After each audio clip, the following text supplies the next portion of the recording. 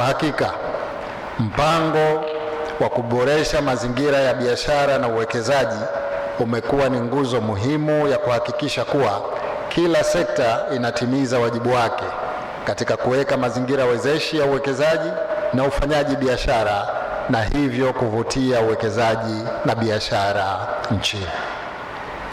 Ndugu washiriki na wageni waalikwa, kama mnavyofahamu, serikali ya Jamhuri ya Muungano wa Tanzania imeandaa dira ya 2050 inayolenga kuiwezesha Tanzania kufikia hadhi ya nchi yenye uchumi wa kipato cha juu ifikapo mwaka 2050.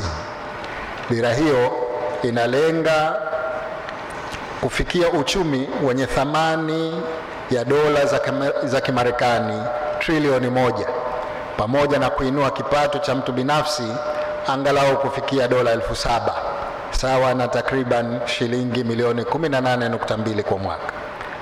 Kwa muktadha huo, sekta binafsi imeainishwa kuwa kiungo muhimu na injini ya kufikisha malengo hayo ya maendeleo.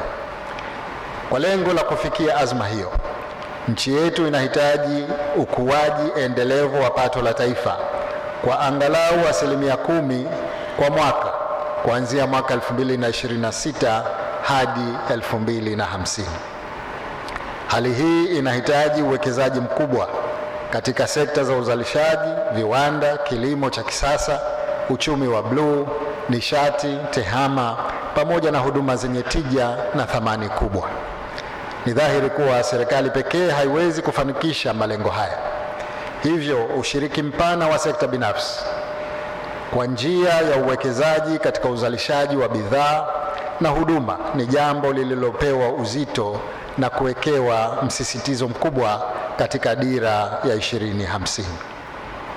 Sekta binafsi inatarajiwa kutoa mchango katika ukuzaji wa uchumi kupitia uwekezaji wenye tija katika sekta mbalimbali na kutoa ajira kwa wananchi wakiwemo vijana. Ndugu washiriki na wageni waalikwa, tumeelezwa hapa kuwa mkumbi namba 2 umeandaliwa kwa kuzingatia dira ya 2050 pamoja na mpango wa 4 wa maendeleo wa taifa unaosisitiza mageuzi katika viwanda, kilimo chenye tija, uchumi wa bluu na uchumi wa kidijitali. Utekelezaji wa ajenda hizi unategemea kwa kiasi kikubwa urahisi na ubora wa mazingira ya uwekezaji na ufanyaji biashara katika ngazi zote. Takwimu zinaonyesha kuwa juhudi za serikali za kuboresha mazingira ya biashara zimeanza kuleta matokeo chanya. Mheshimiwa Rais, kwa kifupi tu, rasimu hii imebainisha changamoto 59 ambazo kwa njia moja ama nyingine zinakwaza ufanyaji wa biashara katika Jamhuri ya Muungano wa Tanzania na kwa pande zote za muungano. Na kwa kuzingatia changamoto hizo, imependekeza maeneo 11 ya kufanyiwa kazi na wameibua reform actions, kwa maana ya hatua za kuchukua 246.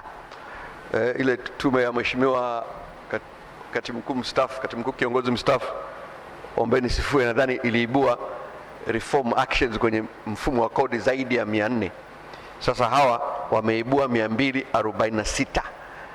Hizo zimewekwa vizuri, na lengo kubwa Mheshimiwa Rais ni kuendelea kuimarisha mazingira ya biashara ili mambo mawili yatokee kwa uchache. Kwanza, kwa hawa waliopo hapa, tuweze kupiga hatua katika taasisi zetu za umma kutoka kuwa wadhibiti wa biashara kwenda kuwa wawezeshaji wa biashara. To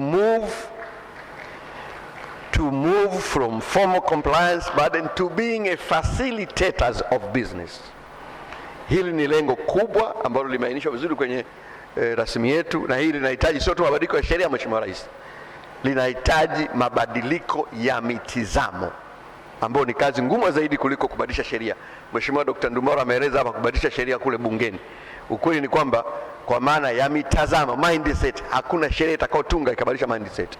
Ni kuendelea kuelimishana na kuelezana, na tunataka leo katika mkutano wetu huu waelezane sekta binafsi na sekta ya umma kwa uwazi kabisa. Lakini la pili ni kujenga, kusogea, kupiga hatua kutoka kutiliana shaka kwenda kujenga imani isiyotikisika kati ya sekta binafsi na sekta ya umma. Mheshimiwa Rais, bado kuna kunyoshana vidole. Sisi serikali tunasema wafanya biashara hawa wakwepa kodi na kadhalika na kadhalika na kadhalika na kadhalika, na wenyewe sekta binafsi wanatunyoshea vidole kwamba hii serikali wanabana mazingira magumu. Kwa hiyo kuna kutiliana shaka miongoni mwa sisi wawili. Tunataka kupitia mkutano huu na kupitia mchakato huu tujenge imani kati ya maeneo haya mawili. Mheshimiwa Rais, tulizingatia kwamba katika dira yetu tumekubaliana katika kama namna ya kubadilisha mtizamo, lazima tuanze kufanya kazi katika hali isiyo ya kawaida, business unusual approach. Na jambo la kwanza ambalo tumeainisha katika kulifanya hilo, ambalo halihitaji uwekezaji wa fedha za kigeni, rahisi kabisa katika kubadilika, ni kuanza kuzingatia muda katika mambo yetu. Na tunakushukuru sana Mheshimiwa Rais kwa upande wako wewe, hilo wewe ulishaanza siku nyingi. Katika mimi engagement yangu na wewe, hili halijawahi kuwa tatizo. Hili tatizo letu si wengine katika kuzingatia muda. Kwa swala la punctuality ni eneo muhimu sana, na hili ni eneo kubwa katika kuzingatia hilo.